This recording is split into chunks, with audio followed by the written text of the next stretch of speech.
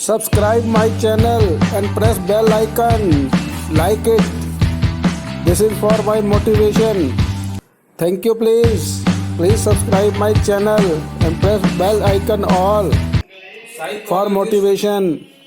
मनोवैज्ञानिकों ने ये कहा है, ये एक बड़े अच्छे टिप्स मुझे मिले हैं जो मैं आप सबसे शेयर करने चाहता हूं।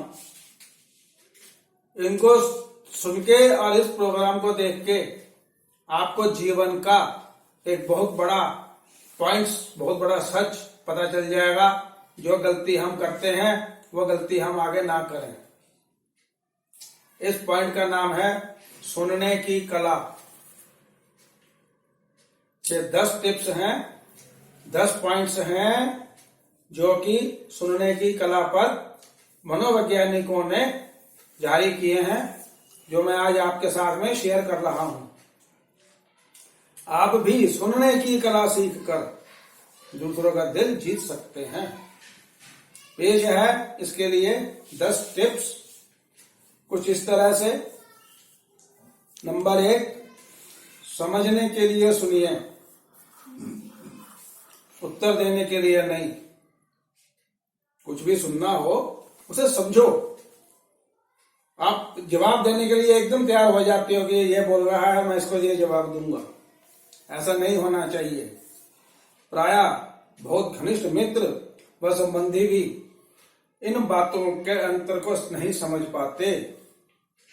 हम में से अधिकांश लोग जब दूसरा कोई बात कहता है, उस समय कोई प्रश्न पूछे जाने पर या किसी प्रकार की घटना सुनाने के विषय में ही सोचते रहते हैं कि हमें क्या कहना है।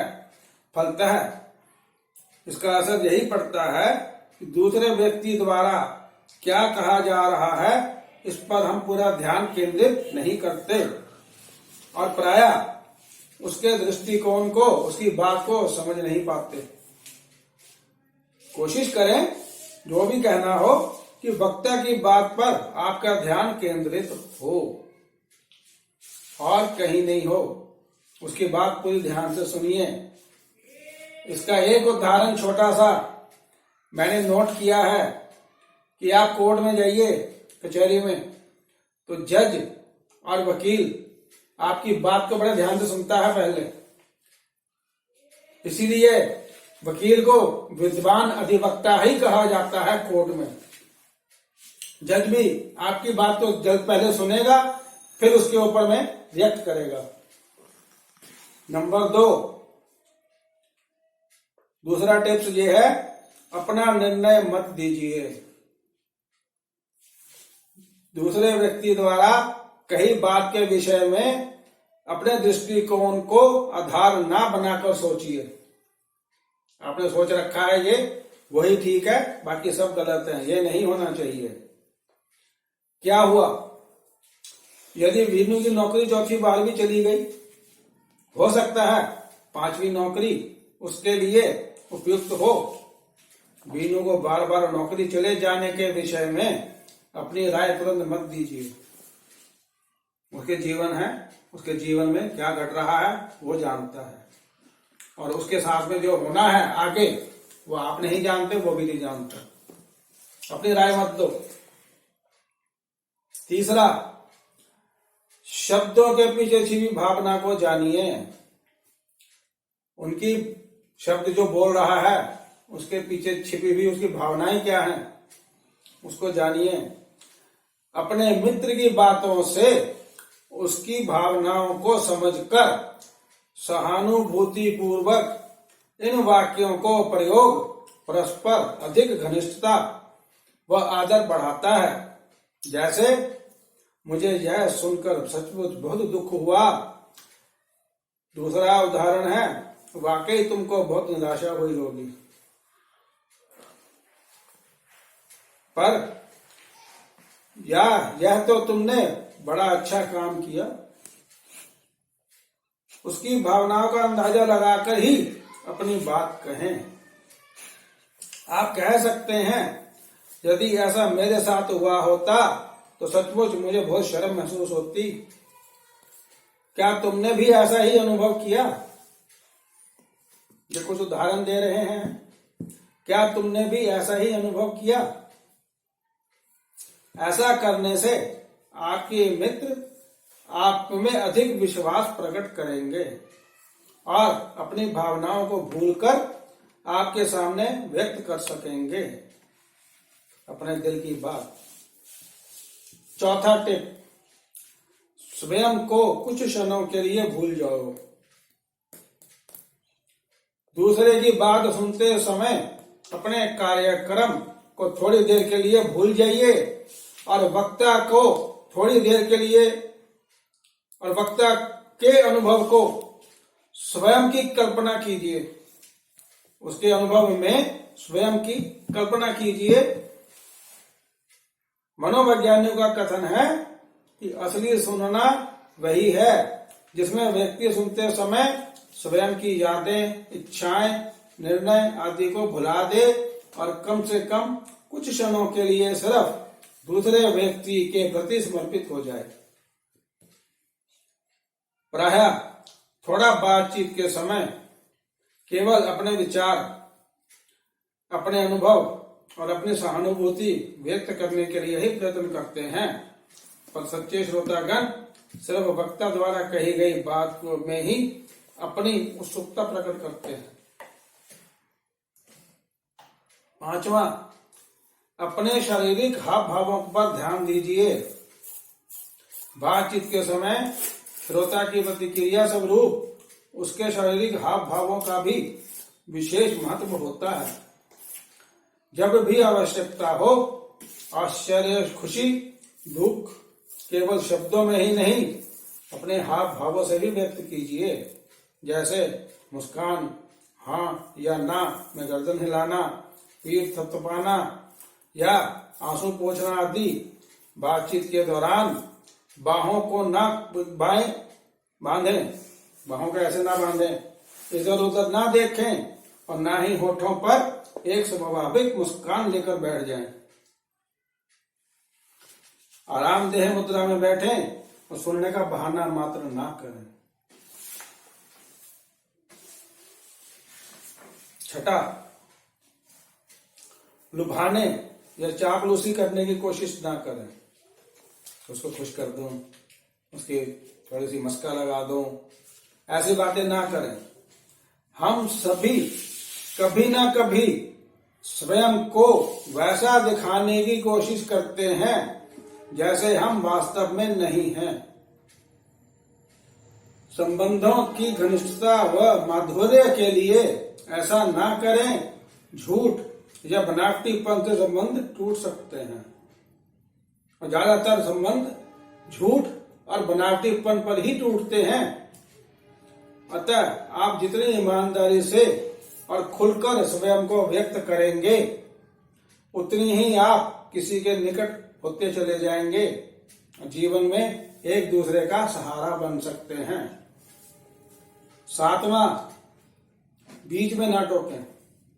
बात कह रहा है, उसके बीच में आपने अपनी बात कह दी, वो ना करें।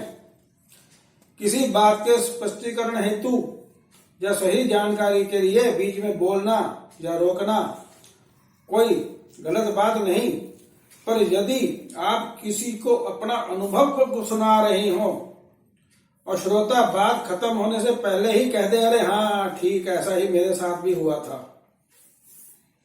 तो निश्चित रूप से आप इसे पसंद नहीं करेंगे। अप्रत्यक्ष रूप से इसका अर्थ है कि उसके आप से बेहतर कहानी है, उसके पास भी आपसे बेहतर एक कहानी है। अतः आप भी किसी की बात सुनकर इस प्रकार के वाक्य का उपयोग ना करें। यदि आपके पास भी वैसा ही अनुभव है तो कहिए, मेरे साथ भी ऐसा हुआ था।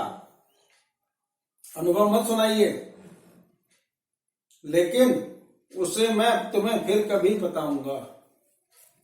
उस समय गाना शुरू मत कर दीजिए अपना भी। पहले पूरा बताओ कि उसके बाद क्या हुआ। इसके विपरीत कभी भी बिल्कुल चुप होकर ना बैठ जाओ, इससे लोग आपको बोर या उदासीन समझ सकते हैं। अपने संबंधों का एहसास मुस्कुराकर करें, आश्चर्य प्रकट कर या बीच बीच में हूं हां आदि से करते रहें। 8वां प्रश्न पूछे। वक्ता की कहानी खत्म होने पर रिपोर्टर की तरह काम करें।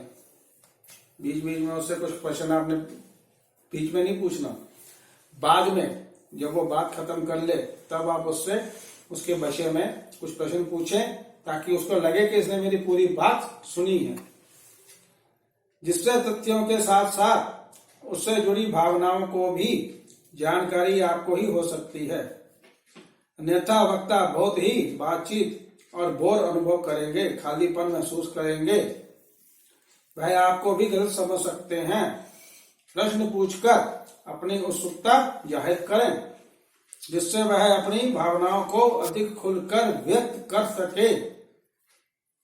9वां जो आपने सुना है उसे दिखाइए। यदि किसी वक्ता किसी कारण से अपनी बात कहते कहते रुक जाता है, तो उसका अर्थ यह नहीं है कि आप अपनी बात तुरंत कहना शुरू कर दें या इस विषय को ही बदल दें। श्रोता के रूप में आपका कर्तव्य है कि आपने जो कुछ सुना है उसे दोबारा कहें, जिससे वक्ता को विस्तार पूर्वक अपनी बात कहने का एक और अवसर मिले। इस प्रकार कहने से वक्ता को लगेगा कि आप उसकी बात ध्यानपूर्वक सुन रहे हैं। इसके साथ ही यदि वह अपनी बात अभी तक ठीक प्रकार से नहीं कह पाए हैं, तो उसे अब कहने का एक और मौका मिल जाएगा। इस बात का ध्यान रखना होता है।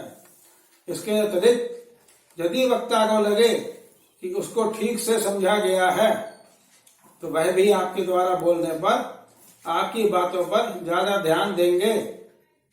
तर्क वितर्क के समय यह तरीका अधिक कारगर होता है। 10वां टिप्स यही है, आखिरी सलाह देने से पहले अनुमति लें। अगर मैं कुछ कहूं तो आप बुरा तो नहीं मानेंगे? क्या मैं कुछ कह सकता हूं? क्या मैं कुछ कहूं? इस प्रकार से प्रायः लोग मददगार होना पसंद करते हैं। जब लोग उसी प्रकार के अनुभव से गुजरते हैं, तो दूसरों की वही परेशानी देखकर उनको सलाह या हिदायत देने की इच्छा होती है। वे कुछ हद तक इस बात का दिखावा भी चाहते हैं, पर याद रखें, सलाह तब तक ना दें जब तक मांगी ना जाए। यदि लोगों को आपकी मदद की जरूरत नहीं है, तो वे नजरअंदाज कर सकते हैं। यदि आप हर हालत में मदद के लिए पूछना ही चाहते हैं, तो पहले अनुमति अवश्य लें। मेरे पास एक तरीका है, क्या यह सुनना चाहोगे? इस प्रकार से आप दूसरे की मदद ले सकते हैं, और आपको इस प्रकार से अपने आप को बनाने की कोशिश करें। और सुनने की कला के लिए 10 टिप्स आपके लिए बहुत मददगार होंगे। आगे के लिए अगले एपिसोड में किसी और विषय पर बात करेंगे। जो होने वाला है वो होकर ही रहता है, और जो नहीं होने वाला वो कभी नहीं होता। ऐसा निश्चय जिनकी बुद्धि में होता है, उन्हें चिंता कभी नहीं सताती है। ये ज्ञान हमारे भगवान श्री कृष्ण के मुखारबिंद से, पवित्र मुख से निकला हुआ है, और एक एक वाक्य अटल सत्य है। आज का यही विचार आपके इस चरणों में अर्पित है।